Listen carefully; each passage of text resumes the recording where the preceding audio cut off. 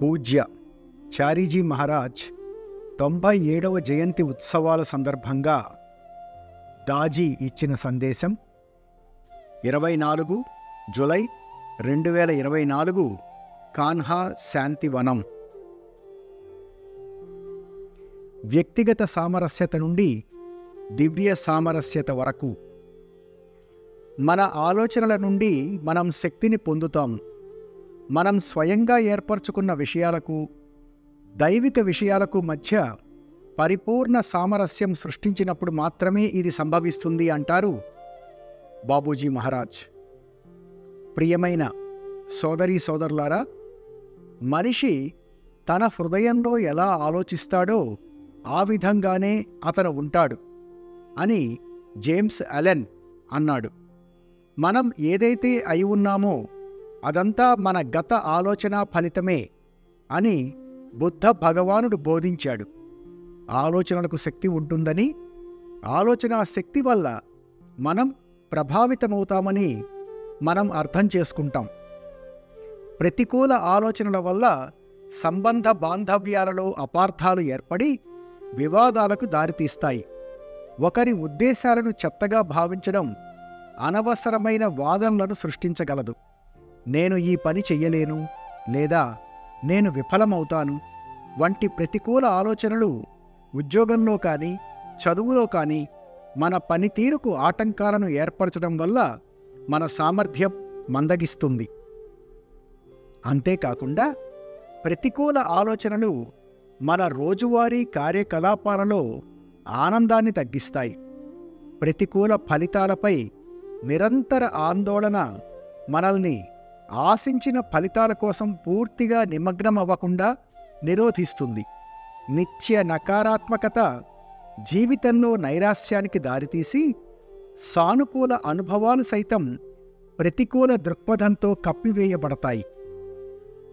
ప్రతికూల ఆలోచనలు మన రోగ నిరోధక ప్రతిస్పందనలను సైతం ప్రభావితం చేస్తాయి. నిరంతర నకారాత్మక ఆలోచన మానసిక కుంగుబాటు, ఆందోళనల వంటి రుగ్మతలకు దారితీసి పరిస్థితిని మరింత జటిలం చేస్తుంది. నేను అనుకున్నంత బాగా లేను లేదా పరిస్థితులు ఏనాటికి మెరుగుపడవు వంటి ఆలోచనలు నిరాశ, చింతల వలయాన్ని సృష్టిస్తాయి. నిరంతర స్వీయ విమర్శ, తన పట్ల తనకు గల ప్రతికూల ధోరణి ఆత్మ గౌరవాన్ని దెబ్బతీసి వ్యక్తులను అప్రయోజకులుగా, అసమర్థులుగా భావించేలా చేస్తాయి. సానుకూల ఆలోచన ఒత్తిడి నిర్వహణలో, ఆందోళనను తగ్గించడంలో సహాయపడి ప్రశాంతమైన మానసిక స్థితిని ఏర్పరుస్తుంది. అటువంటి మనఃస్థితి మనలో మెరుగుపడి మానసిక దృఢత్వం పెంపొంది జీవితంలో రోజువారీ సవాళ్లను ఎదుర్కొనేందుకు మనల్ని సంసిద్ధపరుస్తుంది. మెరుగైన ఆరోగ్యం, తక్కువ ఒత్తిడి స్థాయి జీవనశైలి వలన ఆశావాదులు తరచూ ఎక్కువ కాలం ఆరోగ్యంగా జీవిస్తారు. అంతేకాకుండా సానుకూల మనస్థితి కలవారు ఆశావాదులుగా ఉంటారు. ఆశను కోల్పోయిన వ్యక్తులు సర్వం కోల్పోయిన వారిలా ఒక్కొక్కసారి ఆత్మహత్యలకు సైతం పాల్పడవచ్చు. మన ఆలోచనలనేవి మన సంస్కారాలు, పెంపకం, మన కమ్యూనిటీలు, కుటుంబాలలోని వాతావరణం, అలాగే మనం రోజూ చూసే అనేక మీడియాల వల్ల ప్రభావితమై వాటి ద్వారా రూపొందించబడతాయి. ఎపిజెనెటిక్స్ కూడా ఇందులో కీలక పాత్ర పోషిస్తుంది. ఉదాహరణకు, పిండ దశలో మన ప్రీఫ్రాంటల్ కార్టెక్స్ అంటే మెదడులోని ముందు భాగం అభివృద్ధి అనేది గర్భాశయంలో ఉన్నప్పుడు మనం ఎటువంటి వాతావరణానికి గురి అవుతాం అనే దానిపై ఎక్కువగా ఆధారపడి ఉంటుంది. ఎదిగే క్రమంలో మన వాతావరణాన్ని మనం పెరిగే విధానం రూపొందిస్తుంది. తద్వారా మన ఆలోచనలు మరింతగా ప్రభావితమవుతాయి. మాథ్యూ కిల్లింగ్స్వర్త్ అనే శాస్త్రవేత్త హార్వర్డ్ విశ్వవిద్యాలయంలో వ్యక్తుల శ్రద్ధ లేదా ధ్యాసలో నాణ్యతను కొలిచేందుకు ఆధునిక సాంకేతిక పరిజ్ఞానం ద్వారా ఒక ఆసక్తికర ప్రయోగం నిర్వహించారు. అందులో పాల్గొన్న వారిని ఒక మొబైల్ అప్లికేషన్ సహాయంతో వారు దైనందిన జీవితంలో మెలకువగా ఉన్నప్పుడు వారి ఆలోచనలు, భావాలు, చర్యలకు సంబంధించిన వారి నిజ సమయ స్థితి, రియల్ టైమ్ స్టేటస్ను ప్రశ్నావళి ద్వారా తెలుసుకొని వారి సమాధానాల డేటాబేస్ను సైతం తయారు చేశారు. ప్రస్తుతం ఆ డేటాబేస్ 83 వేర్వేరు దేశాలకు చెందిన దాదాపు 5,000 మంది వ్యక్తుల నుండి సంగ్రహించిన 2.5 లక్షల నమూనాలను కలిగి ఉంది. వీరంతా 18 నుండి 88 సంవత్సరాల లోపు వయస్సు వారు.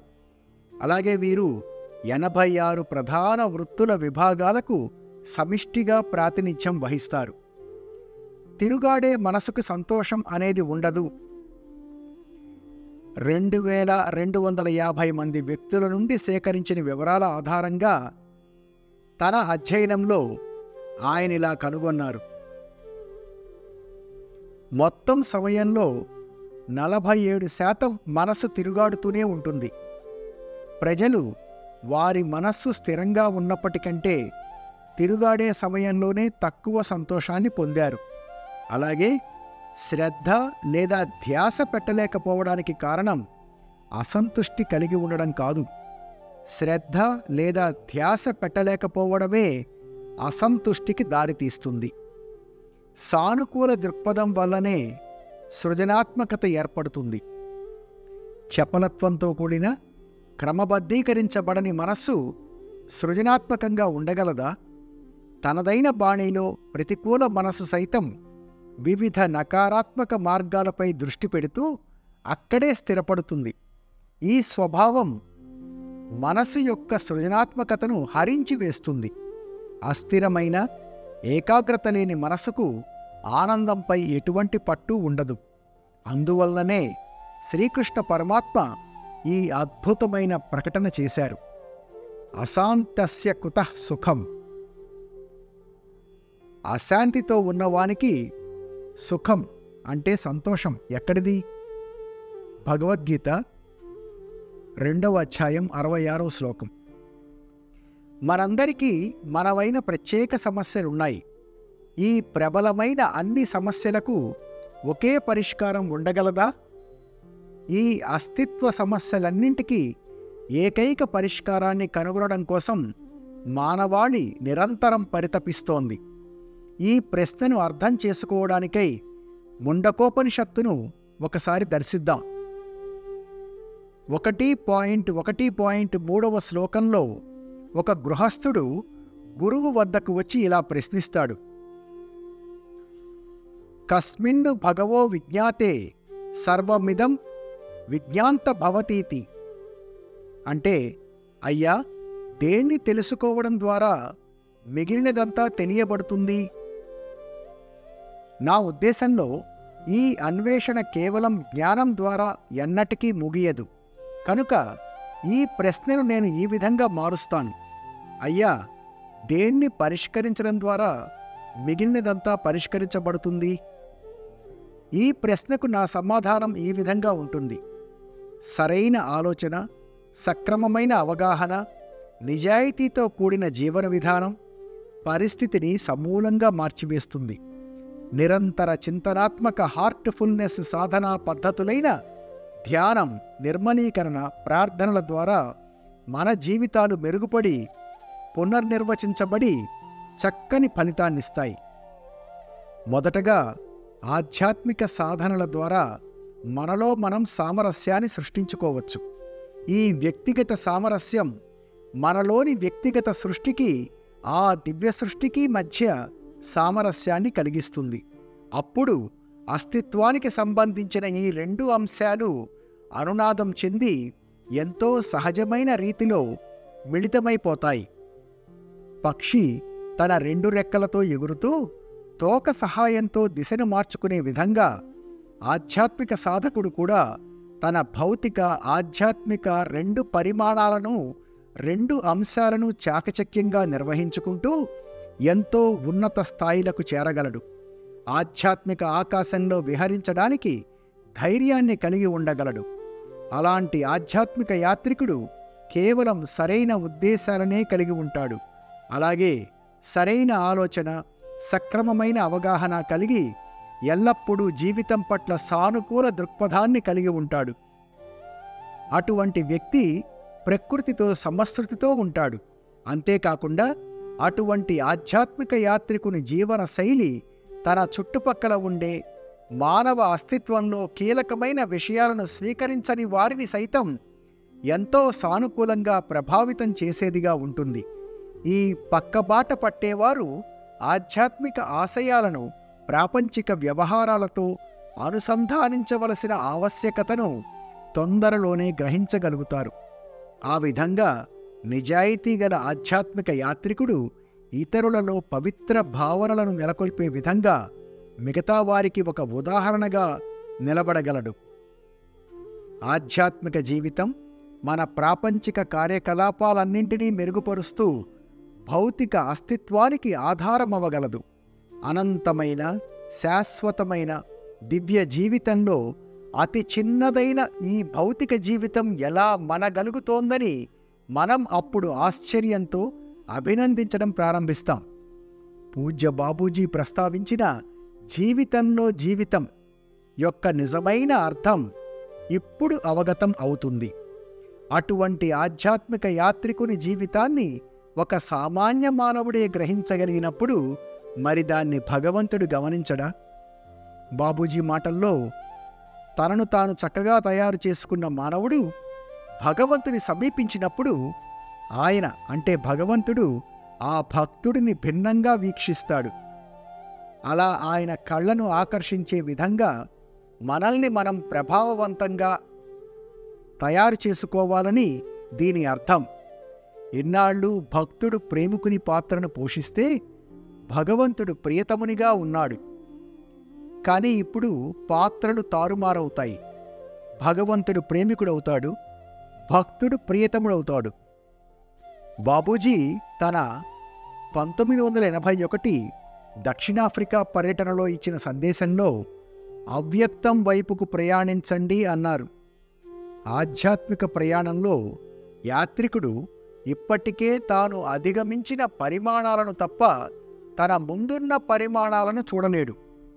ఇది రాత్రిపూట నక్షత్రాలను చూసినట్లు ఉంటుంది. నక్షత్ర కాంతి మనల్ని చేరేందుకు ఎన్నో సంవత్సరాలు పడుతుంది. కనుక మనం నక్షత్రాలను చూస్తున్నామంటే అవి చాలా ఏళ్ల క్రితం ఎలా ఉన్నాయో దాన్ని మాత్రమే మనం ఇప్పుడు గమనిస్తాం.